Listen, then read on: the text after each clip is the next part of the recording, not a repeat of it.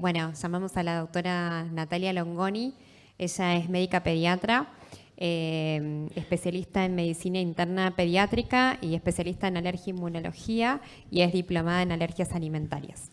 Bueno, no sé si pueda superar la charla del doctor Vinderola, pero vamos a hablar ahora de las terapéuticas disponibles y muy prometedoras al día de la fecha, que ya hay estudios publicados y otros off-label al día de la fecha en cuanto a alergias alimentarias.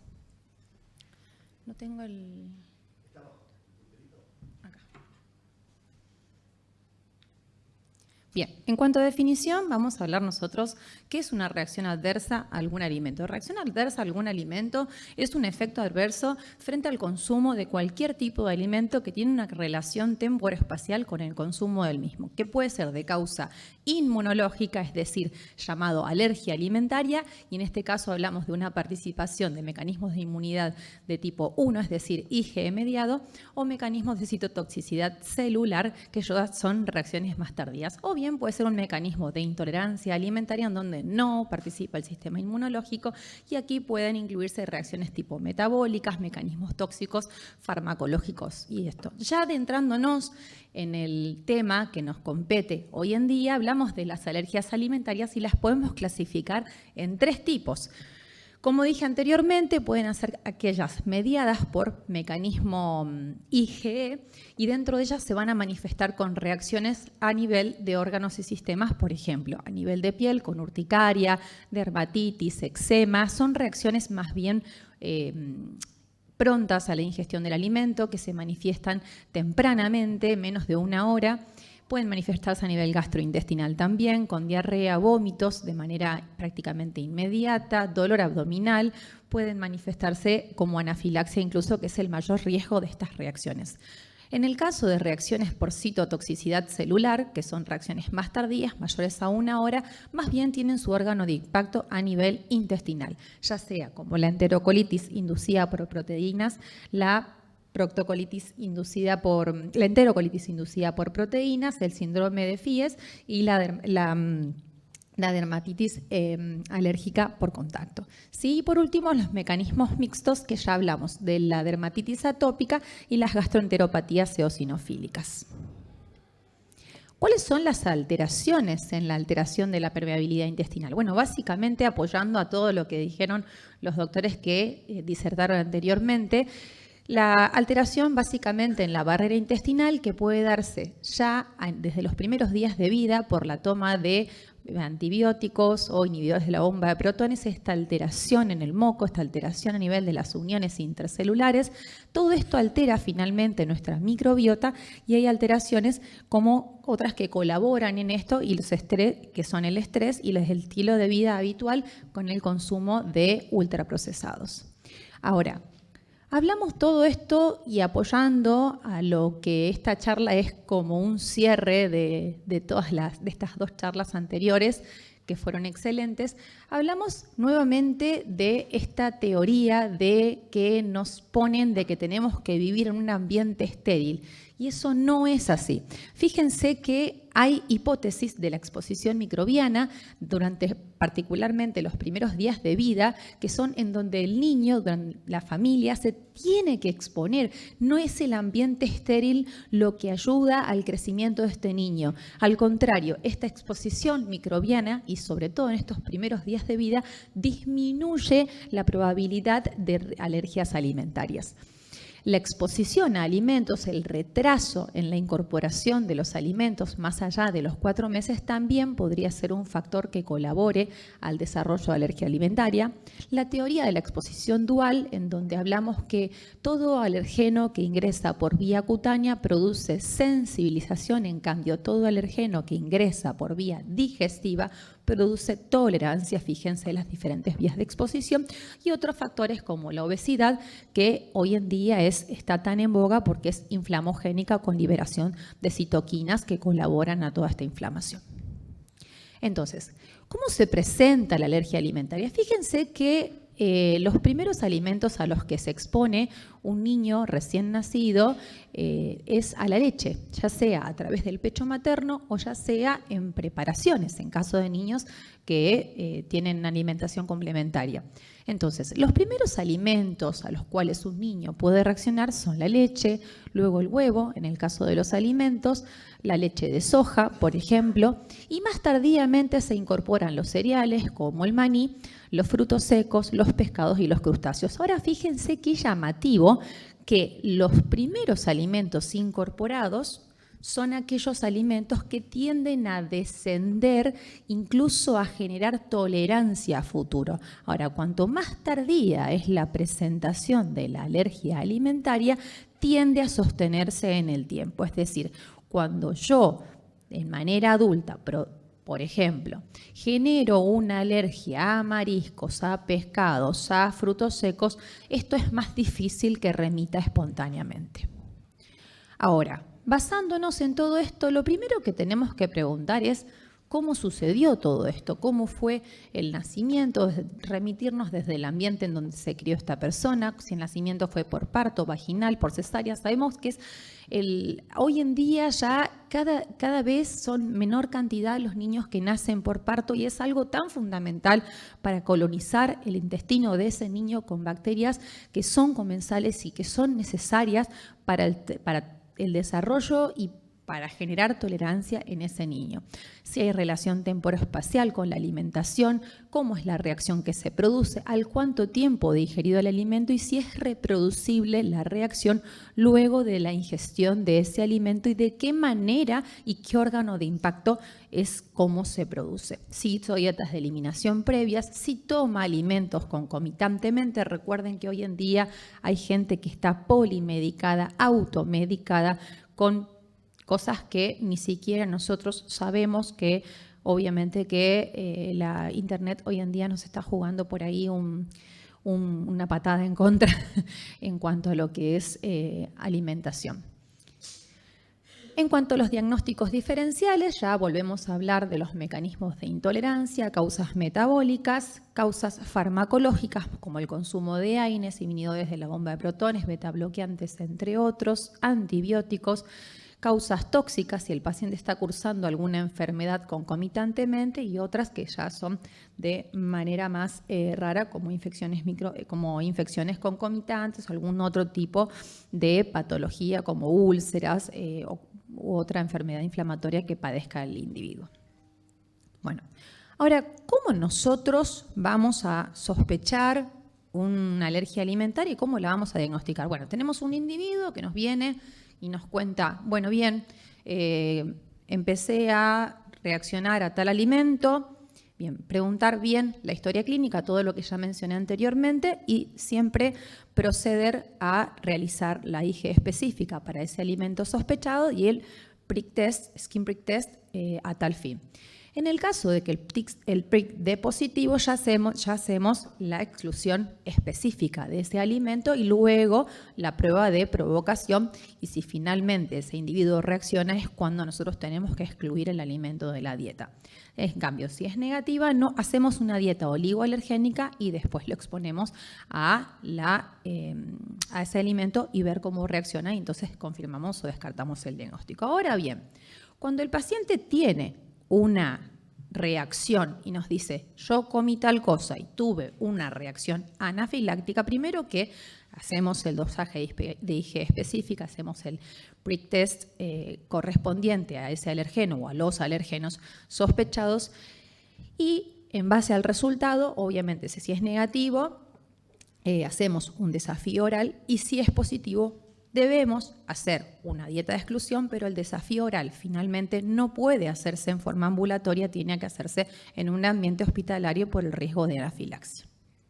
Bueno, en cuanto a las pruebas diagnósticas, ya lo habíamos hablado, pruebas in vitro como el dosaje de IgE sérica total, la IgE específica, test de granulación de basófilos humanos, el test de diagnóstico por componentes y pruebas in vivo que no pueden realizarse en pacientes embarazadas, Prick test con alergenos, el prick to prick y el test del parche, el prick to prick y el test de parche tienen baja sensibilidad y especificidad en cuanto a lo que es el diagnóstico de alergias alimentarias. Y este que es el gold standard, que es el desafío, prueba de provocación progresiva controlada y finalmente la endoscopía en casos que se lo requiera. Las contraindicaciones del desafío, básicamente el embarazo o cualquier enfermedad alérgica en curso y exacerbada. En cuanto a lo que es prevención, la prevención va desde el nacimiento, que el ambiente en donde nació ese sujeto esté con lo que hablamos nosotros, ver cómo es la microbiota, ver la alimentación del paciente, cómo fueron los primeros 1000 días, que son la base, y esto finalmente que apoya, que es la teoría de la exposición dual. Vemos este niñito, cómo tiene dermatitis atópica, vemos la exposición que tiene vía cutánea y ver cómo es la alimentación de ese niño, ver cómo se desarrollan las alergias alimentarias. Ahora bien, cuando falló todo este mecanismo de prevención, ya nos queda pasar a las terapéuticas hoy en día disponibles, que algunas no están aprobadas al 100%, pero sí hay estudios que son muy prometedores y que están en fase 3 de estudio. Hablamos entonces de la inmunoterapia específica con alimentos, los tratamientos biológicos con monoclonales y los tratamientos con nanopartículas, que voy a hablar 2 palabritas nada más porque bien no es el tema de hoy, pero es algo muy prometedor. En cuanto a los tratamientos desensibilizantes, que es la inmunoterapia oral, quédense con la idea de que se usan para aquellas alergias alimentarias que son IgE mediadas. No podemos al día de la fecha utilizarlas en pacientes con alergia no IgE mediada, no hay evidencia. Entonces, ¿en qué consiste? Tal como la inmunoterapia que se hace para enfermedades respiratorias, en la ingesta de un alergeno alimentario, que es el que causa nuestra alergia alimentaria, de manera progresiva y cada vez aumentando la dosis, cuyo ideal es la generación de tolerancia inmunológica. En el caso de no poder generar tolerancia inmunológica, bajar el umbral de respuesta de ese individuo a ese alergeno alimentario para obtener una mejora en la calidad de vida, o bien si el paciente tuvo una reacción que tuvo una amenaza de vida, para evitar este consumo accidental con riesgo de alergia. Ahora vamos a hablar de unos términos claves en inmunoterapia oral que tenemos que saber para el posterior desarrollo de esta charla. Sensibilización, que es la presencia de IgE específica, o bien un prick test, un skin prick test positivo. No indica que un paciente sea alérgico. Yo puedo dosar IgE específica cualquier paciente que viene por cualquier otro motivo y me viene positivo. Ahora, si ese paciente no tiene una historia alimentaria, no tiene una historia de alergia alimentaria, no significa nada. Tiene que tener el correlato clínico de una alergia alimentaria. Reactividad clínica es que el paciente manifiesta síntomas ante la ingestión de ese alimento. Ahora, desensibilización es la disminución de la respuesta ante la ingestión de ese alimento que causaba esa reacción durante el periodo en que el paciente se encuentra realizando un tratamiento de inmunoterapia. Falta de respuesta sostenida es aquel paciente que finalizado el tratamiento de desensibilización oral y en el cual se excluye este alergeno alimentario de la dieta por un corto periodo de tiempo, no reacciona ante la ingesta del mismo, manteniendo este umbral. Y por último, la tolerancia inmunológica es cuando esta reacción ya no se presenta y es sostenida en el tiempo independientemente de finalizado el tratamiento, ya incorporado el alergeno en la dieta incluso. Las vías de administración, hoy en día hablamos de inmunoterapia oral, otras vías que se están estudiando, todavía no hay evidencia sostenida, son la sublingual, la subcutánea y la epicutánea. Ahora, los mecanismos inmunitarios de la inmunoterapia para inducir la tolerancia, ¿cuáles son? ¿Cuáles son las vías que se activan para que mi paciente genere tolerancia inmunológica? Principalmente vías como la apoptosis, la disminución de la capacidad de las células T2 para responder a los alergenos, disminución de la actividad de los mastocitos y basófilos y por consecuente un aumento de la actividad de las células T regulatorias mediante cambios en el gen FOXP3. Acá las estrellas de todos son los mastocitos y basófilos y los linfocitos T reguladores que son, y los B, que son con quienes vamos a trabajar. La interleuquina 10 y los linfocitos B reguladores también juegan un papel fundamental porque son la vía de señalización, fíjense, para suprimir las respuestas de citotoxicidad, para suprimir la secreción de inmunoglobulinas específicas, para inducir la apoptosis, disminuir la liberación de histamina, disminuir la activación de mastocitos y basófilos y disminuir la actividad de los linfocitos B para secreción de IgE y de IgE específica fundamentalmente. Ahora, ¿cuáles son las etapas? Acá en cada diapositiva yo puse los artículos de donde extraje toda esta información y todas estas gráficas para que ustedes los vean, ¿sí? Bueno, ¿cuáles son las etapas? Primero se realiza una determinación del umbral de respuesta. Cada individuo tiene un umbral de respuesta, es decir, la dosis de antígeno que yo necesito para que ese individuo genere una reacción alérgica. Entonces, establecido ese umbral, yo voy a exponer al individuo, luego de una dieta de exclusión de más o menos 4 a 6 semanas, a dosis cada vez más crecientes de ese alergeno alimentario, siempre manteniendo la exclusión en la dieta. Yo se lo voy a dar únicamente administrado. Y vuelvo a reiterar que aquellos pacientes con historia de anafilaxia no puedo realizarlo en el domicilio. Siempre debe ser controlado, así como el monitoreo en consultorio cuando es ambulatoriamente. Entonces, siempre voy a hacer una fase de escalada, siempre omitiendo el alimento en la dieta del paciente. Esta escalada puede tener una dosis variable y después una etapa de mantenimiento, que esto puede ser variable. Sí, la inmunoterapia oral es prolongada, no sabemos cuánto tiempo puede llevarnos. Al finalizar esto, nosotros decimos, bueno, llegué a la fase final en donde mi individuo tolera la dosis diaria que necesita de esta proteína alimentaria, perfecto. Yo voy a exponerlo a un desafío oral y veo si el paciente reacciona o no.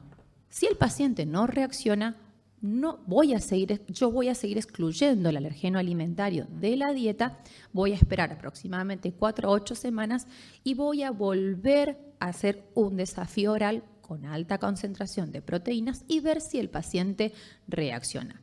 Pasado un periodo de tiempo, nosotros hablamos de una falta de respuesta sostenida, que hablamos más o menos de 6 a 8 semanas, y si esto se sostiene en el tiempo, ya incorporando el alergeno de la dieta, hablamos de tolerancia inmunológica. ¿Cuáles son los beneficios de la inmunoterapia oral? Básicamente, cualquier alergia alimentaria, y sobre todo en niños, genera una alteración en el ritmo de vida de ese niño. Yo siempre digo que toda dieta lleva sus prejuicios, ninguna dieta es gratis. Lleva alteraciones, lleva una modificación en el estilo de vida, porque es sobre todo en niños que tienen una actividad social bastante importante y en su desarrollo genera una situación de estrés. Entonces, primero que nada, las tasas de desensibilización tienen una respuesta basada en la evidencia de entre 67% y 92%. Como dije anteriormente, un impacto en la calidad de vida tanto del paciente como de la familia, como toda la comunidad que rodea al paciente. No hablo solamente de niños, hablo también de adultos. Promover la tolerancia sostenida a este alergeno, es decir, que el paciente puede incorporarlo en su dieta tranquilamente y llevar una vida normal.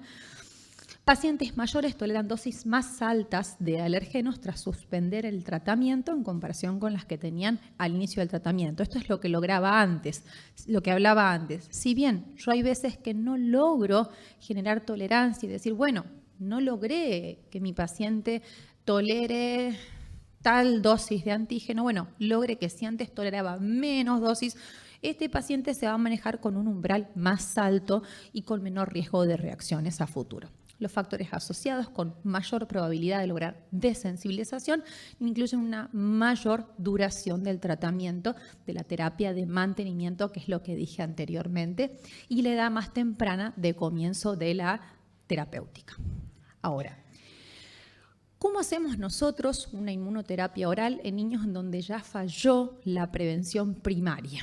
Ninguna de las guías actuales de prevención primaria propone consejos para el manejo de los lactantes en el caso de una prevención primaria fallida. Eso sí es lo que hay que hablar. Van directo a la terapéutica. Cuanto más temprano se indica la inmunoterapia oral en la infancia, mayor la probabilidad de generar una tolerancia a largo plazo. Y cuanto más temprano se inicia la inmunoterapia oral, más rentable puede ser, es decir, puedo mejorar el impacto en la calidad de vida del paciente. Vamos a nombrar cuáles son los criterios de selección de los pacientes para el caso de instaurar una terapéutica de inmunoterapia oral. Tenemos dos guías que hablan de esto. Unas son las guías de la Academia Europea y otras son las guías canadienses. Las guías europeas de ASI dicen que esperar a que la alergia se resuelva de forma natural antes de iniciar la inmunoterapia oral y solo la recomiendan a partir de los 4 o 5 años porque ellos dicen que la alergia alimentaria en caso de niños tiende a resolver de manera espontánea a esa edad. En casos de pacientes que la han presentado con severidad, es decir, con anafilaxia o bien con un umbral muy bajo, sí se puede iniciar una inmunoterapia oral antes del tiempo. En cambio, las guías canadienses ya hablan de que la inmunoterapia oral debe ofrecerse a todos los alimentos y pacientes, ya sea niños o adultos, siempre que no existan comorbilidades. Hablábamos anteriormente cuáles son estas comorbilidades. El embarazo es obviamente no es una comorbilidad, perdón, es una condición en la que no se puede realizar un tratamiento de desensibilización, mucho menos una fase de escalada. Y alguna enfermedad concomitante activa, alguna enfermedad alérgica concomitante activa de las cuales mencionábamos anteriormente. Otra cosa es que tenemos que valorar si el paciente está consumiendo algún medicamento como un beta bloqueante, por ejemplo, por el riesgo de que, por ejemplo, yo expongo al paciente a algún antígeno alimentario, produce un broncoespasmo, necesito un beta agonista y el paciente está beta bloqueado. ¿Estamos? En cuanto a la selección de pacientes, ¿sí? Obviamente hay que ver cómo fue el mecanismo de presentación. Esto es como un resumen de lo que yo ya venía hablando. La presentación de anticuerpos IgE específicos, del skin prick test positivo, ¿sí? Y la evaluación tanto del paciente, si se va a adherir al tratamiento y si la familia va a cumplir el tratamiento y la posibilidad de un acceso a centro de asistencia hospitalaria. Contraindicaciones absolutas son la falta de adherencia del paciente, de la familia o bien la inaccesibilidad a un lugar donde se lo pueda tener controlado. Bueno, esto es un resumen de lo que habíamos hablado. Este es un cuadrito de las dos guías, ¿sí? Ahora, este es un artículo, ¿sí? Publicado este es un artículo publicado de Oral Immunotherapy en alergia a la proteína de leche de vaca específicamente, que de las guías EASI, donde sugieren iniciar inmunoterapia oral en niños alrededor de los 4 o 5 años, ya que 50 a 90% de los niños tienen tendencia a generar tolerancia. Ahora, los factores que podrían predecir que mi paciente va a andar mejor con el tratamiento es, primero que nada, el valor de IgE específica al alimento con el cual yo empecé el tratamiento de desensibilización y el tamaño de la roncha del skin prick test. ¿Cómo actúa la inmunoterapia? En este caso, la inmunoterapia oral disminuye básicamente los niveles de IgE específica y aumenta los niveles de IgG4, que es la tolerogénica. En estas mismas guías habla de la inmunoterapia frente al huevo, que pacientes tienden a tolerar mejor el huevo en forma cocida. Sabemos que el huevo cocido desnaturaliza proteínas alimentarias y en el caso de alergia al maní se ha visto una tasa de desensibilización más alta en pacientes que han realizado el tratamiento desensibilizante que aquellos que no lo han realizado. En cuanto a la eficacia, hablamos nuevamente de los mecanismos de desensibilización, falta de respuesta sostenida, tolerancia oral, que ya habíamos visto. En caso de inmunoterapia al maní, el ensayo IMPACT, que es el que se encuentra realizando actualmente, demostró que la inmunoterapia oral de maní induce desensibilización en la mayoría de los niños pequeños tratados, incluso induce la remisión.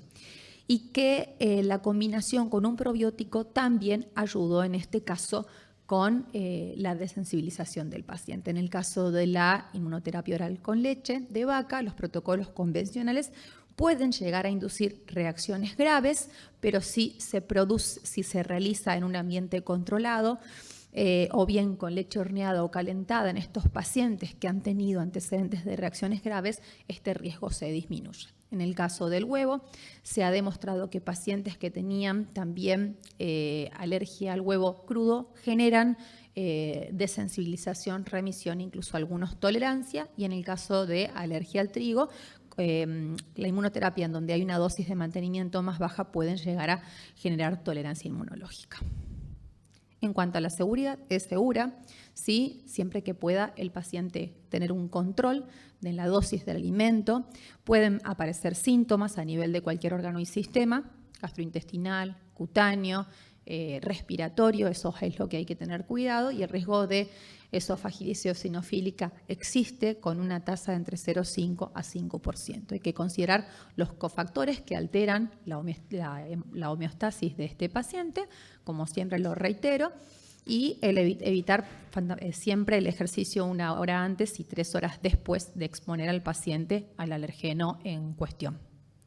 En cuanto al impacto de la inmunoterapia oral en la calidad de vida del paciente, su objetivo básicamente es generar tolerancia. Ahora bien, yo no logré generar esta tolerancia, lo que necesito es bajar el umbral de respuesta del paciente a ese alimento que está ingiriendo y que le produce una reacción alérgica, para que lleve un estilo de vida lo más normal posible. Entonces, mejora la calidad de vida de los pacientes y sus familias, aumenta el umbral de reactividad antigénica y mejora consecuentemente la calidad de vida tanto del paciente como del entorno que lo rodea.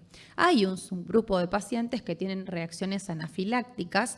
En estos pacientes lo que se hace es una terapéutica de inmunoterapia oral con dosis más bajas que la del umbral y una terapia de mantenimiento más prolongada.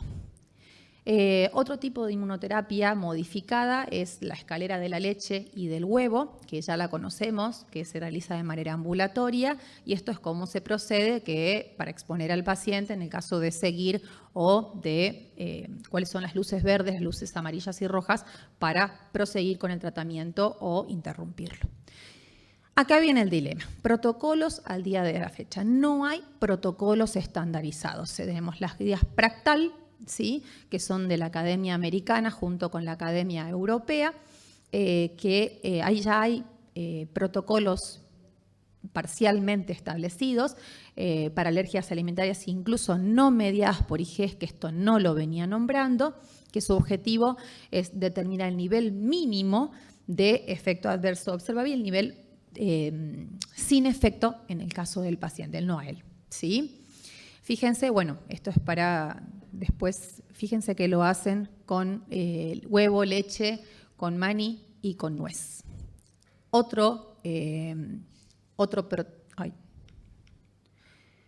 protocolo es este, cuyo es solamente para leche de vaca, que el objetivo era desensibilizar al paciente durante un periodo de 6 meses con hallazgos muy prometedores al día de la fecha. En conclusión, la inmunoterapia tiene una eficacia prometedora en pacientes con alergia alimentaria mediada por IgE grave y persistente. Los eventos adversos durante la inmunoterapia son frecuentes, hay que estar alerta y pueden manifestarse años después de lograr la desensibilización. Los efectos a largo plazo de la terapia tras su interrupción aún no están claros y la inmunoterapia a dosis bajas puede permitir una desensibilización o bien que el paciente tolere este alimento en casos de haber tenido antecedentes de reacciones anafilácticas. Siempre debe ser personalizado y supervisado. Ahora entramos en la parte de biológicos, que mucho no me voy a explayar porque ya mis colegas hablaron de cómo habla. Al día de la fecha sintetizando, el único que tiene eficacia comprobado y aprobado es el omalizumab, que a diferencia de la inmunoterapia, el biológico va a actuar directamente donde el sistema inmune genera la reacción. El omalizumab al día de la fecha se utiliza como terapia coadyuvante y mejora la seguridad en estos casos de pacientes que han presentado reacción anafiláctica severa y ayuda a generar una dosis de mantenimiento y de desensibilización más rápido en caso de inmunoterapia oral. Se administra antes del inicio de la inmunoterapia oral para reducir los efectos adversos en estos pacientes y aumenta las dosis acumuladas y toleradas del alérgeno y reduce el tiempo para llegar a la dosis de mantenimiento en comparación a cuando se realiza una inmunoterapia oral sola. Facilita de forma segura y eficaz la inmunoterapia para múltiples alimentos, en el caso de pacientes que son alérgicos a 2 o más alimentos, y como monoterapia modifica el umbral de sensibilidad. Y ahora vamos a ver esto con más detalle, ¿sí? La de sensibilidad de los pacientes con alergia alimentaria. Bueno, se une a la IgE específica, disminuye la IgE específica, la IgE sérica, la IgE específica circulante, ¿sí? Y otros que todavía no están aprobados, pero que sí se están estudiando, son el talizumab, el ligelizumab, el V21, ¿sí? Y acá hay 2 estudios. Este es un estudio randomizado, doble ciego, controlado con placebo, ¿sí? En donde se demuestra que se requirieron dosis significativamente, esto es para alergia a la proteína de leche de vaca, demuestra que en estos pacientes que utilizaron biológicos se requirieron dosis significativamente más bajas de alérgeno para inducir la terapia de mantenimiento, y en sujetos con alergia a la leche de vaca persistente y grave, la adición de omalizumab a la inmunoterapia oral produjo mejoras notables en el final del tratamiento. En conclusión, el uso de omalizumab junto con la inmunoterapia oral reduce drásticamente el número de reacciones adversas relacionadas con las dosis, modificando la relación riesgo-beneficio de estos procedimientos sin cambios significativos en la eficacia. Estos son los esquemas realizados. Esto es otro estudio, es el estudio Outmatch, que es un ensayo doble ciego aleatorizado en donde se incluyeron 3 etapas. La tercera etapa se encuentra en desarrollo. Participaron grupos de personas de 1 a 55 años con alergia alimentaria IgE mediada, ¿sí? Cuyo objetivo fue el consumo de una dosis única de proteína de 600 miligramos de proteína. Esto fue realizado para la proteína de maní, y si no podíamos lograr esto con una dosis más baja. Fíjense que también este ensayo incluyó otros alérgenos alimentarios como leche, huevo, frutos secos como las avellanas, las castañas de cajú, la nuez, y donde se vio en la línea naranja es el omalizumab, cómo mejora la tasa de remisión y de respuesta en los pacientes que realizan inmunoterapia oral junto con omalizumab en comparación con el grupo que no realiza terapéutica con omalizumab. En cuanto a los resultados, en personas con alergias alimentarias múltiples desde el año de edad, el tratamiento con omalizumab durante 16 semanas fue superior al grupo placebo en el aumento del umbral de reacción al maní, castaña, huevo, leche, nuez, avellana y trigo. Omalizumab como monoterapia reduce el riesgo de reacciones alérgicas por ingestión accidental, que este es el mayor riesgo, sobre todo en niños. Omalizumab mejoró la capacidad de consumir múltiples alimentos sin efectos adversos, la durabilidad de esta respuesta en tratamientos de 24 semanas. En cuanto a esto, los umbrales de exposición mantuvieron elevados y estables, y en conclusión, 16 semanas de tratamiento con omalizumab aumentaron sustancialmente el umbral de reactividad del paciente. Este es otro estudio que se publicó en el World Allergy Organization Journal. Fíjense que el objetivo también era demostrar la eficacia y rentabilidad de los fármacos y evaluar la rentabilidad de este estudio, el costo en la calidad de vida. Fue un ensayo, un metaanálisis de muchas guías. Lo paso rápido porque en realidad está en fase de desarrollo. La población pues fue mayor de 18 años, se la utilizó terapéutica biológica y grupo placebo. Y fíjense que el omalizumab se demostró como recomendable en pacientes seleccionados y un efecto positivo en el caso de desensibilización. Bueno, esto lo paso rápido. Dupilumab se usa en pacientes con comorbilidades alérgicas como dermatitis atópica, asma, como lo dijo la colega. Y la terapia anti-interleuquina 4/13 es prometedora al día de la fecha, pero aún no hay estudios concluyentes. Esto también son terapéuticas que al día de la fecha no están aprobadas, solamente las voy a nombrar, los andamiajes DARPins, las antialarminas como el tezepelumab, etoquimab, antiinterleuquina 3. Por último, inhibidores, lo paso rápido porque aún no están aprobados y ya Cecilia lo habló.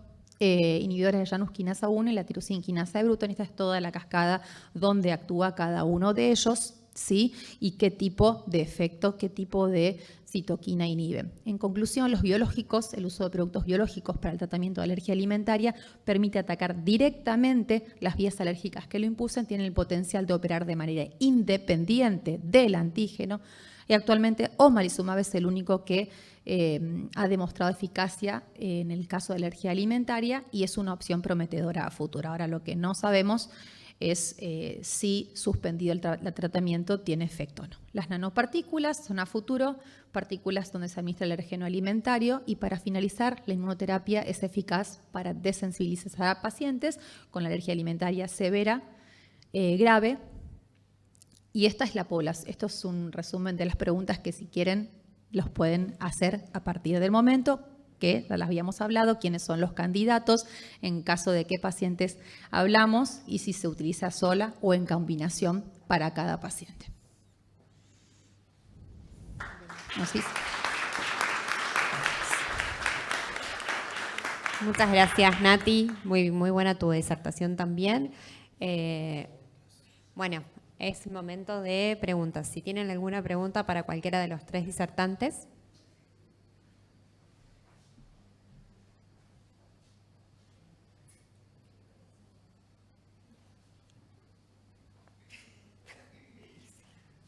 A la doctora Verónica, ayer me quedó una duda porque el doctor Cicerón dijo que no había...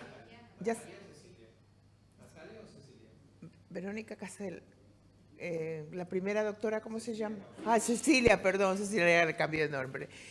Ayer dijo el doctor que no había evidencias de que los agentes biológicos mejoraran la remodelación. Y el otro doctor dijo lo contrario. Entonces me quedé en la duda, como realmente no lo sé, por ignorancia pregunto. Bien, hola.